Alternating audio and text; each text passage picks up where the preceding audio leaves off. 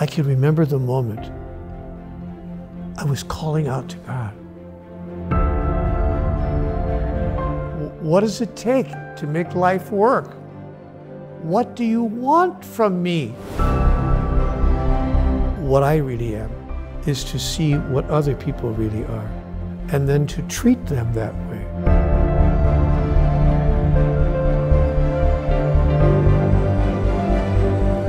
You have come to this planet that you might know what it is to be divine. Sorry, I make myself cry when I think about it. Peace is achieved when I change. Not only have we not learned how to use our anger, we've not learned how to use our love. Hi, Neale. Hey, thank Neale. you. Thank you so much for taking this time in behalf of Slovenian audience and also in our names for this interview and also for coming to us in January. We are so excited. Are you excited? Yes, I am. It's very wonderful to be here with you here now today, and I am very excited to be in Slovenia. It's my first time, and so I'm very thrilled to have the opportunity to come and visit with all the wonderful people there. Thank you so much. So, Neale, now we will take you a little bit into the time machine, okay? We want to take you back to when it all started, okay? I know that you were in times feeling despair, hopeless. I can still remember my times when I felt completely hopeless, but I can feel it in my heart that a lot of people in Slovenia watching this are feeling like this at very moment. It's really a strong feeling in my heart. So I want to ask you, why do you think that we need this kind of experiences? Why do you think that you needed this kind of experience? Do we even need it? No, we don't. And that's the very first thing I was going to say. I don't think that we need this kind of experience. But I do think that we sometimes find ourselves within such an experience, and it provides us with a wonderful opportunity, a wonderful gift from life, creating the circumstances and conditions that allow us to expand our understanding of who we really are and to increase our ability to express that. May I give you a simple example? Many people around the world might make a spiritual statement, I am the light. It's a thing that people say when they want to inspire themselves. You know, I want to be the light. I am the light. But you can't experience yourself as the light. You can know yourself as a mental concept as the light, but you can't experience being the light unless you're surrounded by what? Darkness. So the only way you can be the light is if you're surrounded by the darkness. So the true spiritual student understands that the darkness in one's life is truly a gift in the sense that it provides us with a perfect opportunity, a perfect environment, a perfect energetic in which we can express and experience, announce and declare, become and fulfill who we really are. So the true spiritual student says, thank you, God, when things are going bad, not just when things are going well. And what's interesting about that is when we say, thank you, God, even for the things that are going bad, it sends an energy into the events of your life that actually transforms the events and changes bad to good as we move through our lives, which has happened in my life and which has happened in your life. So this is proof that the process can work. But in this experience of life on earth, I notice that we have placed ourselves into an environment of relativity where there's big and small, fast and slow, up and down, black and white, good and evil, and all these different contrasting elements that allow us the perfect environment in which to learn and to experience who we really are. Wow, what an inspiring answer. Thank you very much for that, Neale. You know, I lived on the street. I know what it means to have nothing. I lived for a year, not for a week or a bad summer or a tough winter. I lived for one whole year as a street person, what we call in the United States a street person. I had nowhere to sleep. I had no food. I had one pair of pants, 2 shirts, 1 pair of shoes. That's it. That's all I had. And I did it for a year, so I know what it means. I don't speak, theoretically. I speak experientially because I've been there. I lived the great American nightmare, walking the sidewalk, asking people, do you have a coin, a little money, anything that you could share? Because I had no food to eat, and no way to buy food. And every so often, some person would be generous. You would think that people would be more compassionate to a person, but no. 4 out of 5 would walk right by me. They wouldn't even look at me. They didn't want to even look at me because they couldn't look me in the eye, and walk right by. But they were embarrassed. They didn't know what to do. But maybe 1 person out of 5 would say here, and they'd give you some coins or maybe some actual folding money. Oh my God, paper money, oh my God.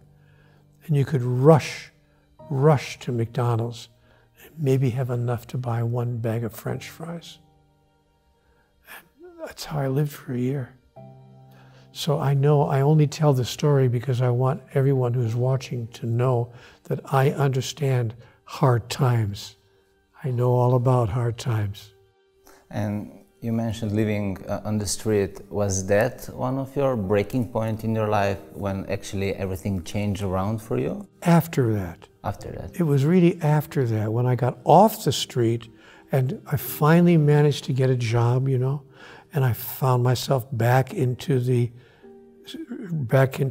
stream of things, back into real life. And that's when I realized, oh my God, is this all there is? Get up in the morning, go to work, come home at night. Maybe there's something decent on TV, who knows? And that's it? This is what I'm going to do till I'm 75 or 80 years old or 90? And that's when I realized, wait a minute. There must be more going on here. That can't be all there is. So it was really after I got off the street and back into real life that I realized how vacuous, how empty real life really was, until I gave myself a larger reason for going on. I want to write a book one day called A Larger Reason. Wow. Great title. It's a perfect title. Yeah. And so that was but I have to say that my year on the street was a gift because it allowed me to see the contrast between being on the street with nothing and being in regular life with nothing. I still had nothing. It just looked like I had more, but I didn't have anything that was really wonderful in terms of a real reason for living. Neale, tell us something. What role has God in this process, your past process you were just talking about? Was he the breaking point, this turning point? Was it you, or maybe both of you? Well, I think that the breaking point was when I called out to God. I really was so upset, so angry. Angry is the word. And I called out to God in my anger. What does it take to make life work? I can remember the moment I was calling out to God. What do you want from me? What do you want? try to be a good person. What am I doing wrong? And sorry, I make myself cry when I think about it. But I didn't know, I was at the end of my, as we say in America, at the end of my rope, is the end of my rope. I didn't want to go on anymore. So I asked God, and that's when she showed up in my life. Yeah, but you mentioned anger. When it comes to God, many people become so angry or negative, some of them even aggressive. Why is that so? Is the anger the main reason? Well, anger is a very good emotion. It's what we do with our anger. But anger is one of the 5 natural emotions. It's a gift from God that allows us to say to life, no thank you, no thank you. I don't want this. But what we have not taught ourselves and taught our children is how to use our anger productively, how to use our anger as a energy for good, as a force for good. So when we misuse our anger and take it out on ourselves or on other people, then we are dangerous and creating negativity in the world. The problem in the world today is that we have not only have we not learned how to use our anger, we've not learned how to use our love. We don't know how to use love in a way which creates joy and happiness for most people. Some people actually use love in a destructive way, in a way that hurts other people. In fact, it's been said that every act is an act of love. Even terrorists are acting because they love something. And they love something so much that they find themselves hurting other people in order to protect what they love. So what we need on the planet is a course, a class that we could give in every country of the world where people could learn more about these simple lessons in life. Gee, I wish there was such a class in Slovenia. Who would give such a class? If we could only find someone that could sponsor such a program, such a class. Oh, maybe you guys. Yeah, you're right. Message of God. Direct. Okay. The game is on. Yeah. Tell me, Neale, what happened? So we are in the time machine, right? So I know this question, when people read your story, they have it in their minds. I just know it. So you had your turning point. God steps into your life, or you invite him into your life. And then people ask, okay, if I do this, will everything then be perfect? No, of course not. Yes. No. Were you ever afraid again? Did you ever Of feel course. again like life is testing you? Well, I don't think that I was afraid again in the classic sense, but I was apprehensive, which is a little different than fear. But no, everything doesn't become perfect overnight. But we can find peace overnight. We can find peace overnight. And peace is not achieved when everything changes. Peace is achieved when I change, when how I look at everything that's happening in life in a different way, in a new way, in a radically evolved way that allows me to use what's occurring in life as a wonderful gift, as I said at the beginning, as a wonderful opportunity. And then that change in me changes the energy that projects from me into the world. And the energy that is sent by me to the world begins to impact the world and touches the world in a way that actually changes the exterior events. There's many people that are searching peace at their partners, in other people, in wrong direction, right? You have to find it, create it in yourself first, and then you express it on the outside to the other people, right? Yes, but you know what's interesting about that? The fastest way I have found to find it inside is to find it in another person. It's interesting. Because every time I find it in myself, I deny it. For example, I deny how wonderful and how sweet and how kind and how generous I am. Even when I tell myself that, my mind goes, no, you're not. You're just making that all up. I know who you really, my mind says, I know all the bad things about you. And so I can't believe that I'm as wonderful as I really am. But when I look at you, I can see, oh, what a nice guy. I bet everybody who knows you says that you're a nice guy, a nice man, a good person. And, well, she thinks that you are. She may be a little bit biased, she may be a little prejudiced, but probably other people think that you are as well.